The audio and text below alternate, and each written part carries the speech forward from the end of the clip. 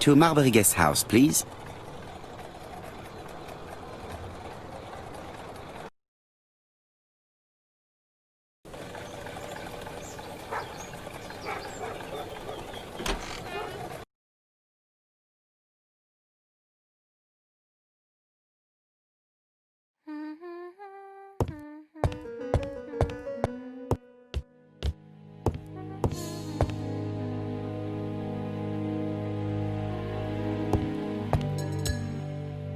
How do you do? You must be Mr. Hercule Poirot. Chief Inspector Jupp told me that you might be coming.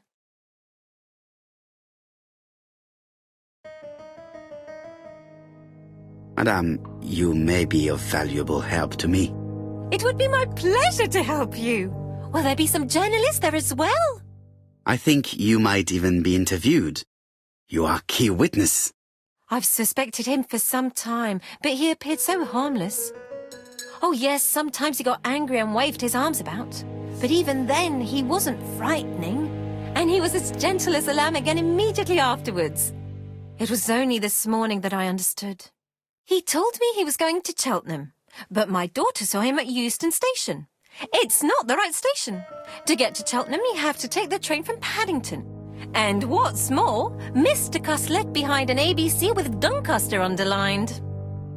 As you can imagine, when I saw that, I called Scotland Yard. Well done. You were right. He did go to Doncaster. So I was right to warn the police. Tell me, did you have any other reason to suspect Mr. Cust? Well, he's odd. Sometimes he coughs really loudly and complains that his throat is burning, and sometimes he talks to himself and stares into space. He told me that it was because of a wound he got in the war.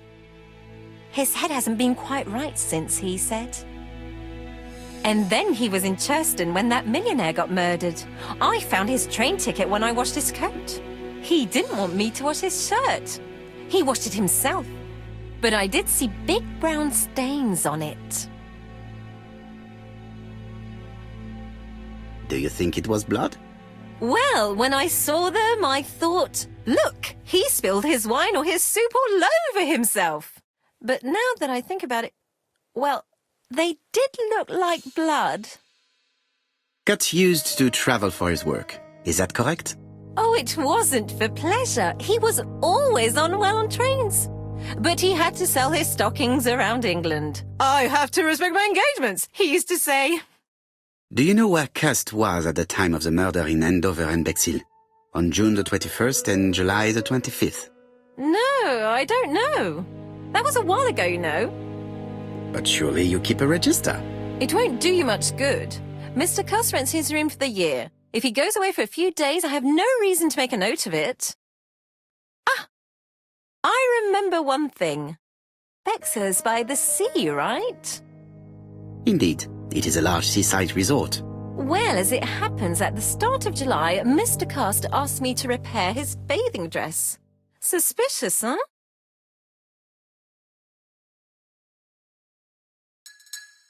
Very interesting. Please continue.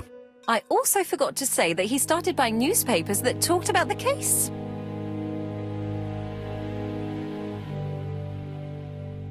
Which newspapers? The evening ones and the daily ones. That will be all for now. I'm going to take a look at his room. Take the key on the counter.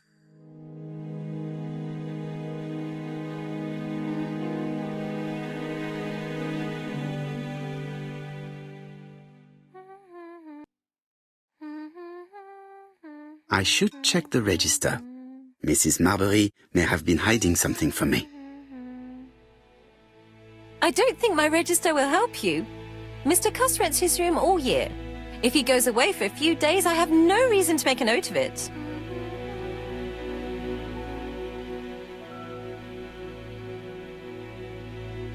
The truth is becoming apparent, and I have something to say to Mrs. Marbury.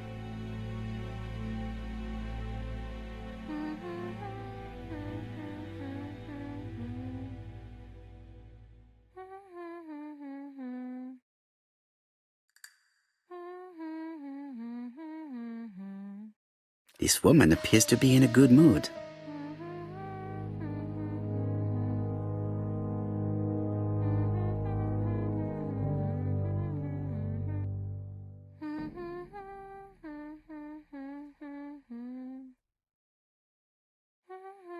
Mrs. Marbury is in a good mood. She is working very precisely in producing incredibly thin peel.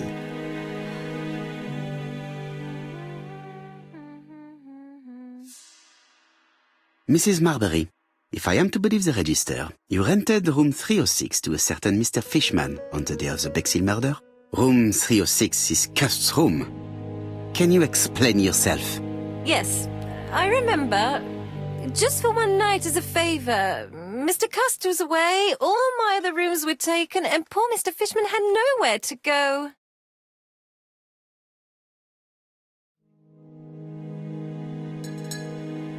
You rented the same room to two people. Very profitable, but quite illegal. But I didn't harm anyone. I was only helping everybody out.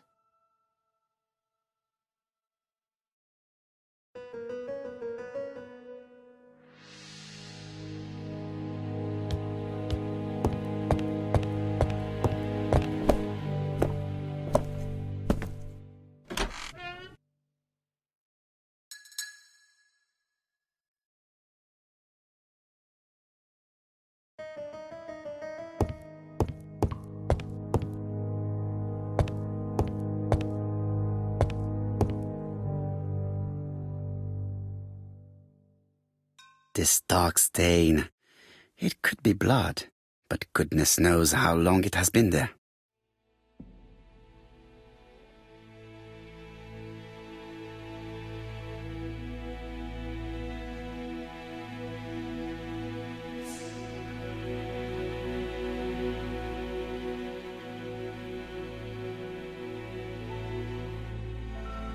Laudanum Cameron's Chemists. Laudanum, a medicine for coughs. It is what Dr. Clark prescribed for Mrs. Asher. This subject will probably be useful to me.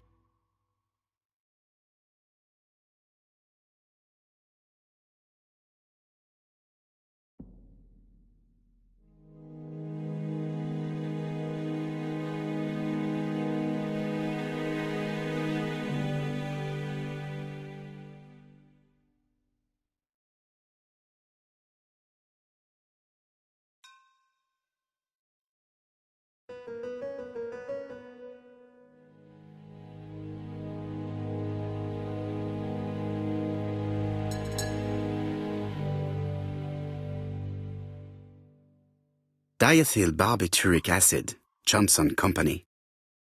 I know this medicine. It is a powerful sedative. This subject will probably be useful to me.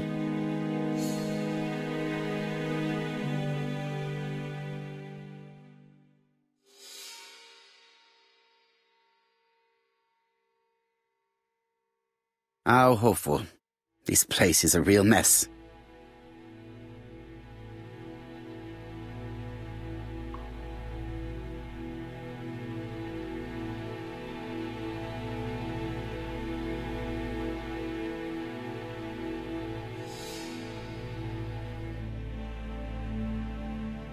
The least we can say that Mr. Cust is not very concerned about order and balance.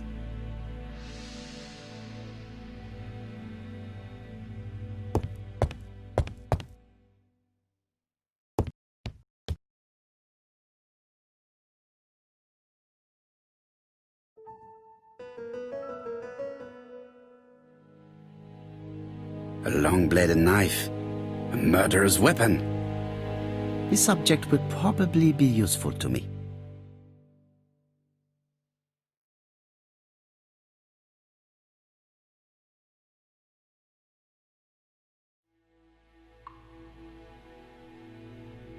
John Milligan, Managing Director, Silky Legs, Frederick Street, Leicester. To A.B. Cust, Marbury's Guest House, 1935, May the 21st. Dear Sir, further to our letters dated 5th and 10th of the month, we confirm we are you as door-to-door salesman, according to the conditions stated in our previous letters. We will send you the articles by mail and also a Redfield typewriter you will be using for every business letter. Regarding the schedule of your rounds, please do as following. June 21, Andover. Arrive by train the 20th in the evening and get a room at Station Hotel. Start your turn in the north part of the town.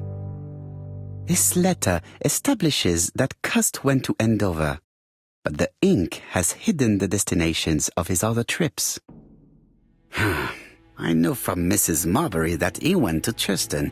I just have to show that he went to Bexhill, and I will have proved that he was present at all the crime scenes.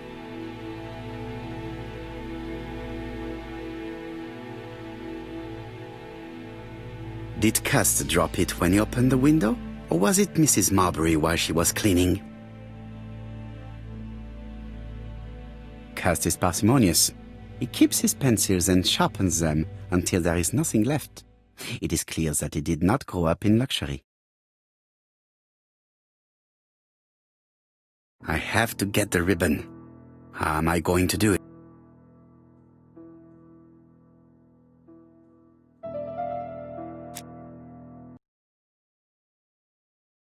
It's an ABC.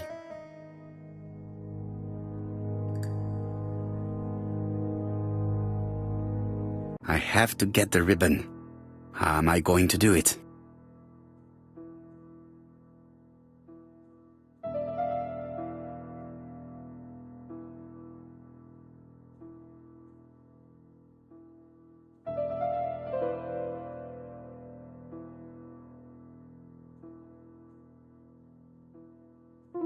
Something is blocking the ribbon.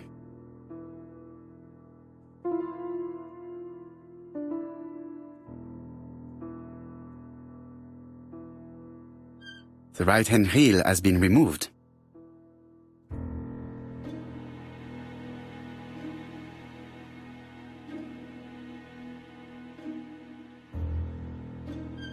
The left-hand heel has been removed.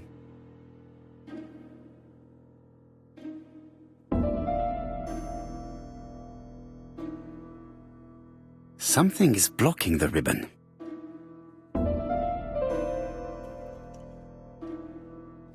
And here is the ribbon. Let us see if it was indeed used to write the letters sent by ABC. I only need the ink ribbon for my inquiry. I will let Jack clean the keyboard if he wishes.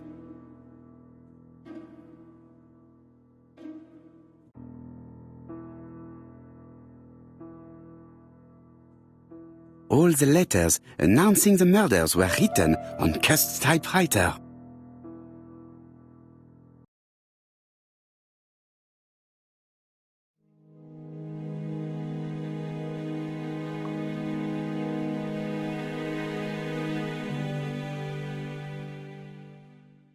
ABC guys, enough to sign about a dozen murders.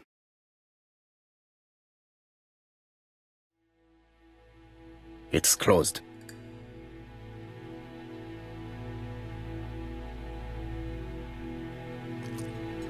This knife is very useful. Who knows, maybe it never cut anything other than string. Stockings. Stockings.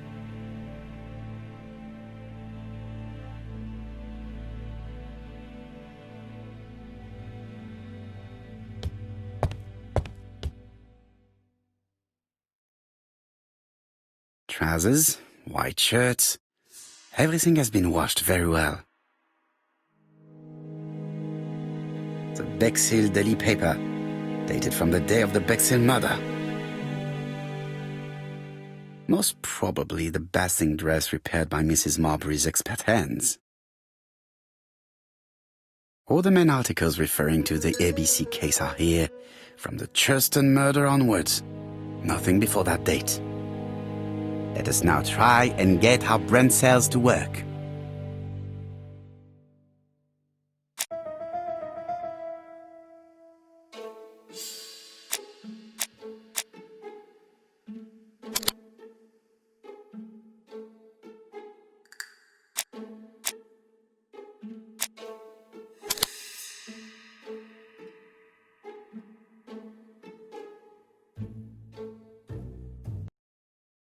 The register shows that Cust did not sleep at the guest house on the day of the murder.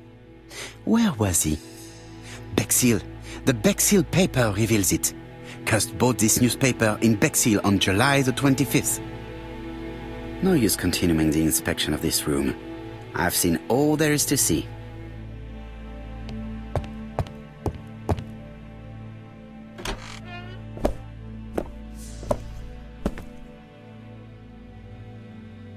Goodbye, Mrs. Marbury. Thank you for your help. Bye. Ah, Chief Inspector. I was about to leave. Good evening, Chief Inspector. Welcome. Please excuse me, I must go to the kitchen. I'll leave the key of Mr. Cust on the counter.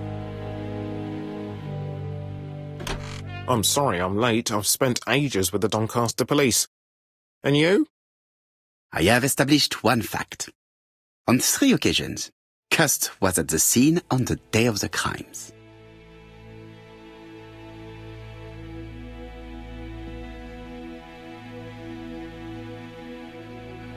I've listened closely to what you have to say, Poirot. For me, there's no doubt Cust is guilty. Do you have any element that might prove the contrary? That is what we're going to look for. Let us now try and get our brain cells to work.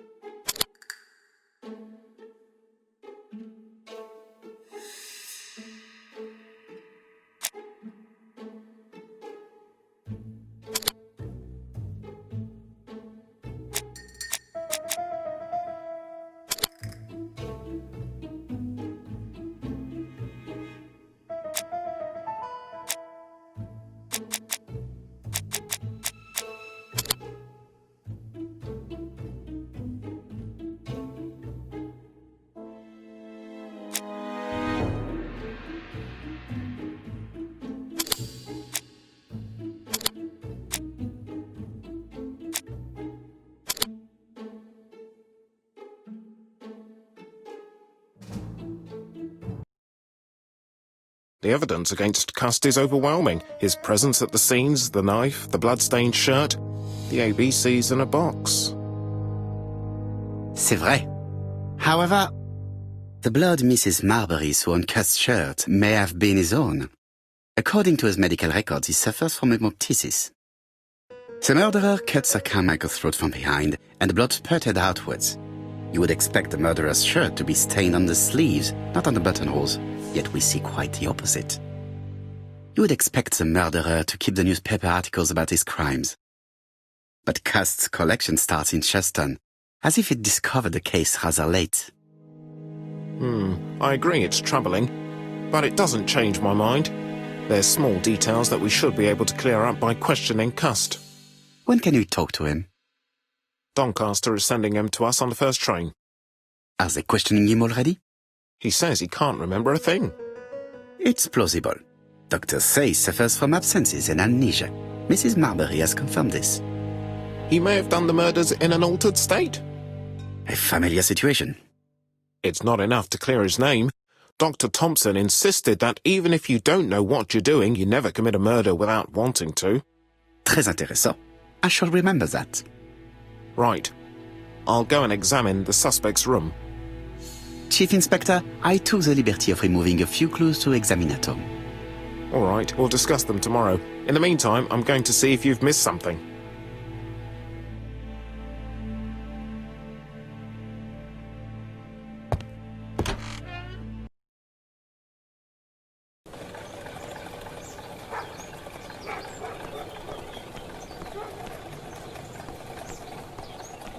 To Scotland Yard, please.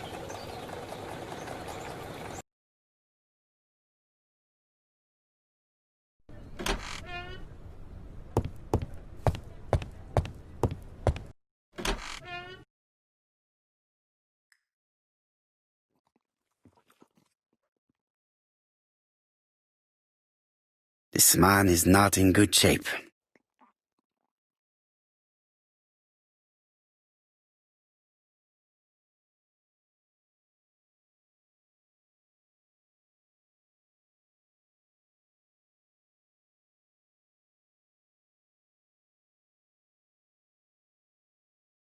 He is worried and very tired. And other police have been hard on him.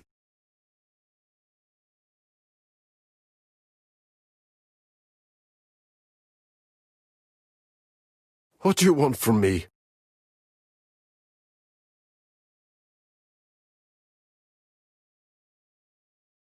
Good day, Mr. Cust. I am Hercule Poirot. Ah, you're the detective.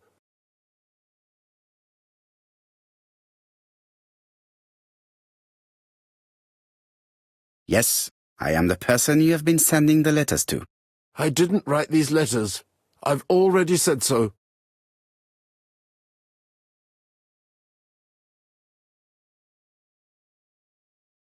Maybe you forgot that you wrote these letters. Yes, it's true. Sometimes I forget. Maybe I did type them.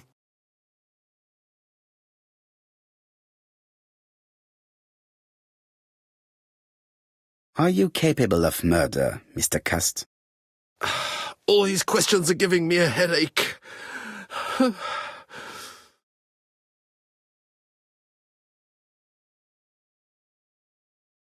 You suffered during the war. It's true. I was wounded. I suffered. But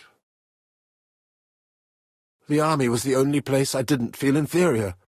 No questions. Just orders to follow. But ever since you were wounded, you have absences, bouts of amnesia. And headaches.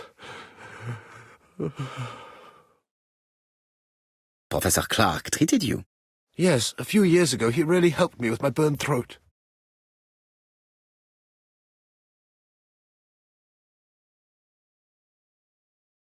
Of course, you never considered killing a doctor who took such good care of you.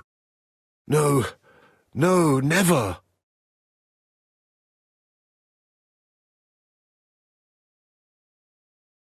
Do you deny being at the scene of the crimes? So? There was no harm in being there. It was only for my work.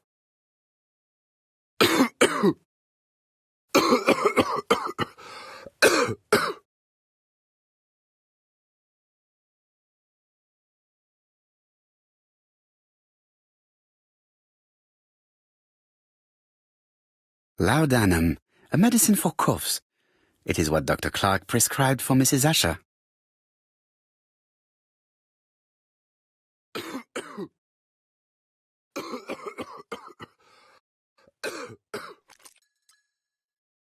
Take this. It will help you. Thank you.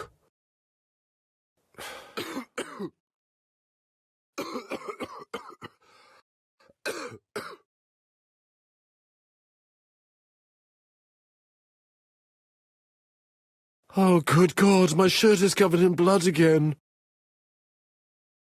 Bon. I now know where the bloodstains Mrs. Marbury saw came from. Are you well enough to speak? Yes, I feel much better.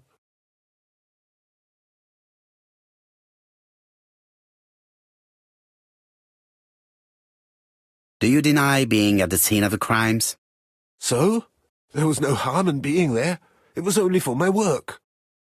You were seen at all the crime scenes. Yes, I was. I travel a lot, but not for pleasure. I am terribly unwell in trains. But I had to respect my engagements. My employer gave me very precise written instructions about the towns I had to visit. Let's see. The company you claim to work for, Silky Legs, has never heard of you. And as for these letters they sent you, they were written on your own typewriter. The company sent me the typewriter when I started working for them. Yes, but the letters were received afterwards.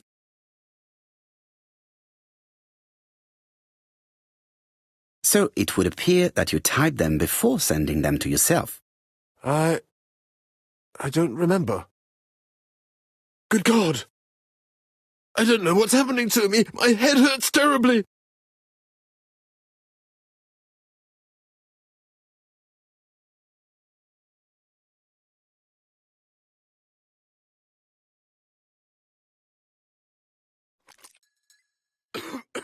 Take this. It will help you.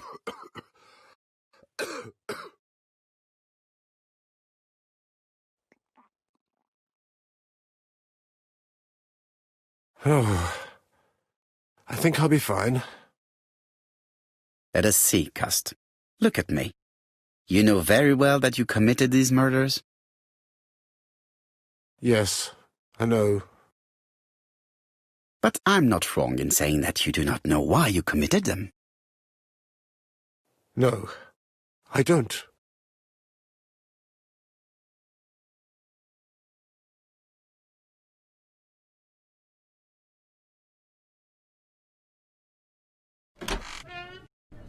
And what conclusions have you drawn? Plenty. It might help us to understand him a little better. Let us now try and get our brain cells to work.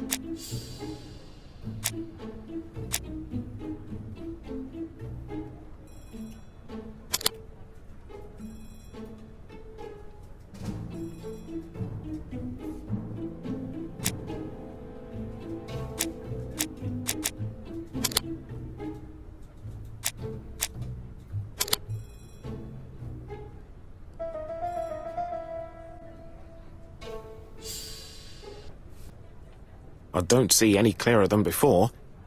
This is worse. There is one point to highlight. C'est curieux. Cust admits that he killed, but he does not know why. What did Dr. Thompson say? Even if Cust killed while in an altered state, it still must have been his deepest desire. He must have had a motive. Let's keep it simple. Never mind his motive. He confessed. But you see, he can confess to anything and everything. He denied the murders and then confessed to them.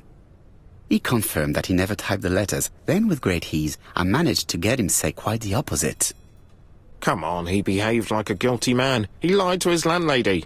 Because deep down he believes himself guilty. From the papers, he noticed that he had always been at the scene of the crimes. He must think that he killed and then simply forgot what he had done. How can you be so sure? Let us look at his psychological profile. You will understand my point of view. Let us now try and get our brain cells to work.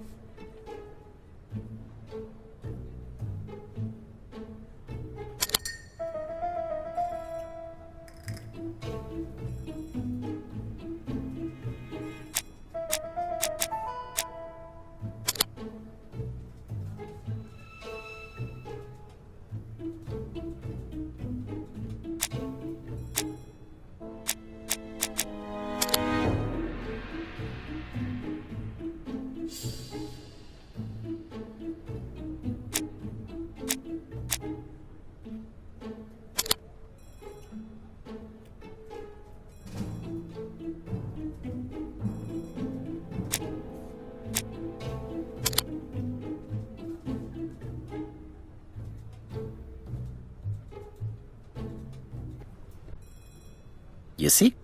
Cust's character is quite the opposite of the murderer's. But if he's a madman, can we really talk about his character? You know very well that our murderer does not behave like a psychopath. Apart from the signature, there is no ritual repetition in the choice of victims. Very well, you're right as always. So we have no confession, no culprit, no suspects, nothing. And all that after 2 months of inquiry? What should I do? Have faith. Just give me 24 hours.